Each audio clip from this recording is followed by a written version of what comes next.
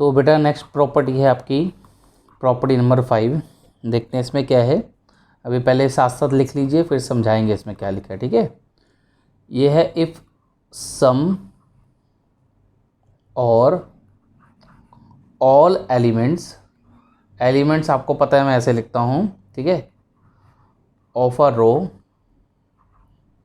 और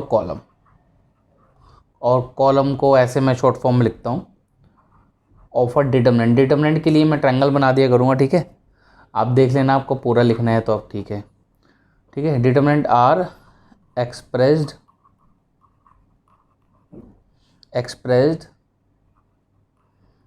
as sum of two or more terms, then the determinant can be expressed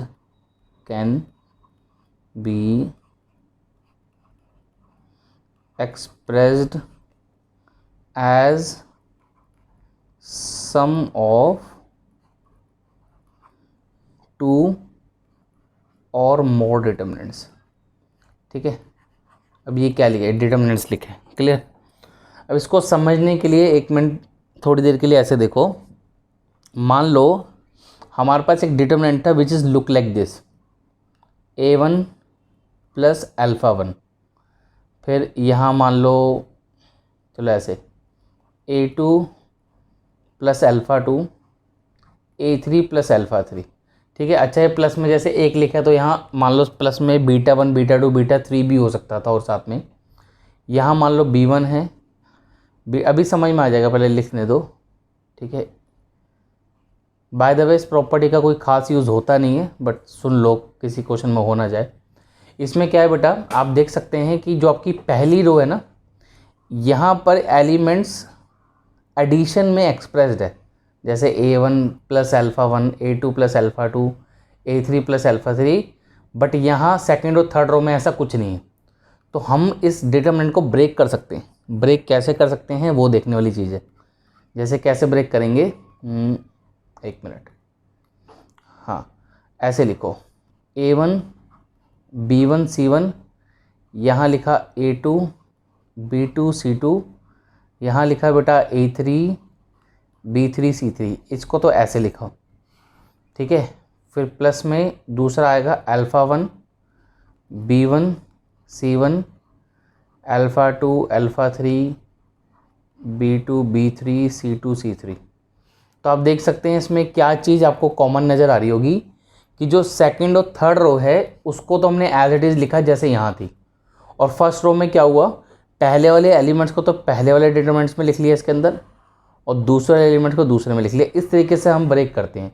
अगर मान लो यहाँ पे एडिशन में ऐसे β1 β2 β3 और होता तो एक तीसरा डिटरमिनेंट और आ जाता।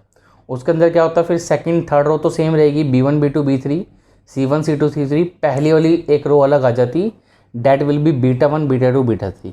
यही चीज़ यहाँ ऊपर इंग्लिश में लिखा हुआ है, तो फिर उसको भी पढ़ देते हैं। कह रहा है if some or all element of a row or column of a determinant are expressed है सम ऑफ टू और मोर।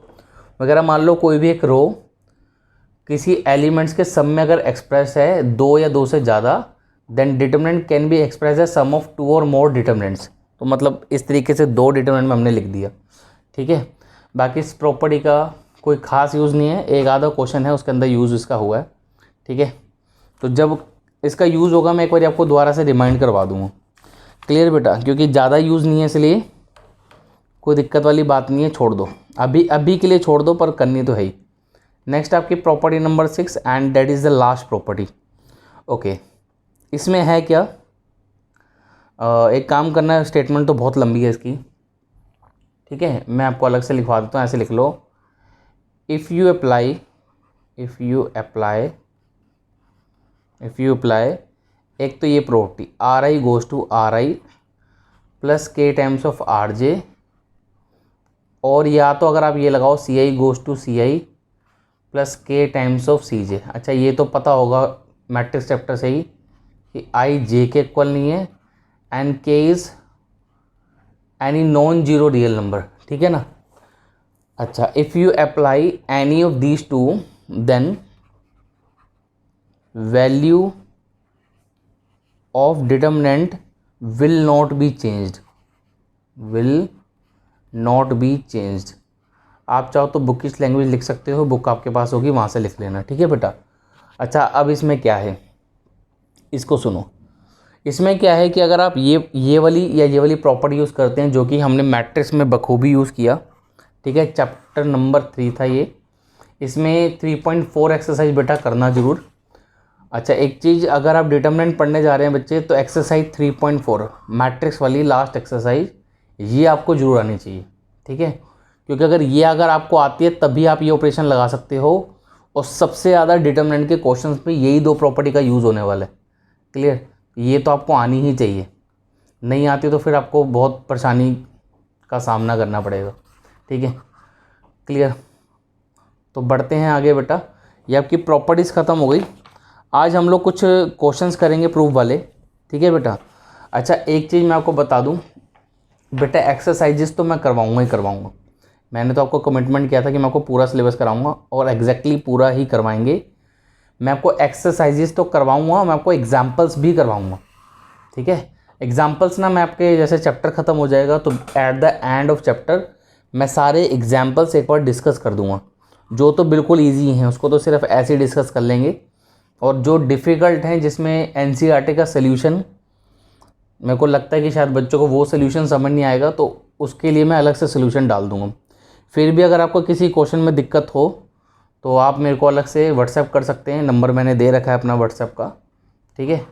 अच्छा, ये एक्सरसाइज 4.2 है, वो गलत लिख दी था, ठीक है। क्वेश्चन नंबर 1 से शुरू कर रहे हैं। एक्सरसाइज 4.2 हमारी शुरू हो चुकी है, 4.1 हम ऑलरेडी कवर कर चुके हैं। अच्छा, 4.2 में क्वेश्चन क्या है, बुक आपके पास होनी चाहिए। क्वेश्चन ये लिखा है, using the property of determinant, using the property of determinants and without expanding. Without expanding का क्या मतलब है कि आपको डिटर्मिनेंट को खोलना नहीं है, ठीक है। इन एक्सरसाइज 1 to 5 मतलब पहले 5 क्वेश्चनों में आपने डिटर्मिनेंट की प्रॉपर्टी का यूज़ करना है, डिटर्मिनेंट को खोलना नहीं, एक्सपेंड नहीं करना। And prove the following. तो पहले क्वेश्चन में क्या है टू प्रूव करने को, देखिए। बिल्कुल आपको पूरा सिलेबस कराऊंगा, बेचिंत रहो। पूरा 12th का आपको सिलेबस यही मेरे चैनल यूट्यूब पे मिल जाएगा। और बेटा अगर पसंद आ रहा हो आपको तो प्लीज़ बेटा कमेंट में जरूर बताया करो पसंद आ रहा है, और अपने फ्रेंड्स के साथ शेयर करो, ठीक है। तो देखो ये क्वेश्चन में क्या है, इसको करने के लिए आपके पास बहुत सारे रास्ते हैं, इसको आप कैसे कैसे कर सकते हैं। तो देखो इसका प्रूफ देखो, लेफ्ट हैंड साइड ले लेते हैं, ठीक है बेटा। हमें इसको ज़ीरो प्रूफ करना है, आपके सामने डिटर्मिनेंट है, इसे हमें क्या करना है, ज़ीरो करना है। बहुत आसान है, तो यही वाला डिटर्मिनेंट है, मैं सिर्फ लेफ्ट हैंड साइड पर डायरेक्टली प्रॉपर्टी अप्लाई कर रहा हूँ। तो कैसे प्रॉपर्टी अप्लाई कर सकते हैं, बहुत सारे मेथड हैं इसमें। तो फर्स्ट मेथड देख लो एक बारी, मेथड नंबर 1। फर्स्ट मेथड से इसको मैं कर रहा हूँ, देखो मैंने बोला कि C1 goes to C1 + C2।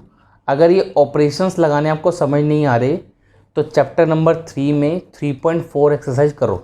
जब तक वो नहीं करोगे ना बेटा यहाँ दिक्कत आएगी आएगी। अब ये ऑपरेशन लगाया C1 goes to C1 + C2। C1 + C2 का मतलब है बेटा ये वाली तो आपकी C1 है, ये C2 कॉलम है, इसको ऐड करना है। तो x में a ऐड होके x + a हो गया, y में b ऐड होके y + b हो गया, फिर z + c हो गया, ठीक है। ओके, हमने C2 में कोई चेंजेस नहीं किए तो छोड़ दो। वन मोर थिंग, जैसे अगर किसी ने मैट्रिक्स किया हो तो मैट्रिक्स में क्या होता है, अगर आप रो ऑपरेशन लगा रहे हो तो रो ही लगा सकते हो, और कॉलम लगा रहे हो तो कॉलम लगा सकते हो, पर डिटर्मिनेंट में ऐसा नहीं है। अगर आप कॉलम लगा रहे हो तो इन बिटवीन आप रो वाले ऑपरेशंस भी यूज़ कर सकते हो। अच्छा, अब इसका आंसर 0 हो गया, which is equal to right hand side. अब ये 0 क्यों हो गया, प्रॉपर्टी यूज़ हो गई कौन सी। अब देखो C1 और C3 ये तो आइडेंटिकल है, तो हमने बोला C1 and C3, यहाँ बिकॉज बना दो, C1 and C3 sorry R identical, ठीक है, आइडेंटिकल, बस इतना लिखना इनफ है। तो ये तो एक सिंगल मेथड से हमने इसको किया, ठीक है, समझ में आ गया होगा क्या इसमें, क्लियर। कुछ इतना लंबा चौड़ा इसके अंदर नहीं है। ये मेथड नंबर 1 से इसको सॉल्व किया। ओके, सेकंड मेथड देखो,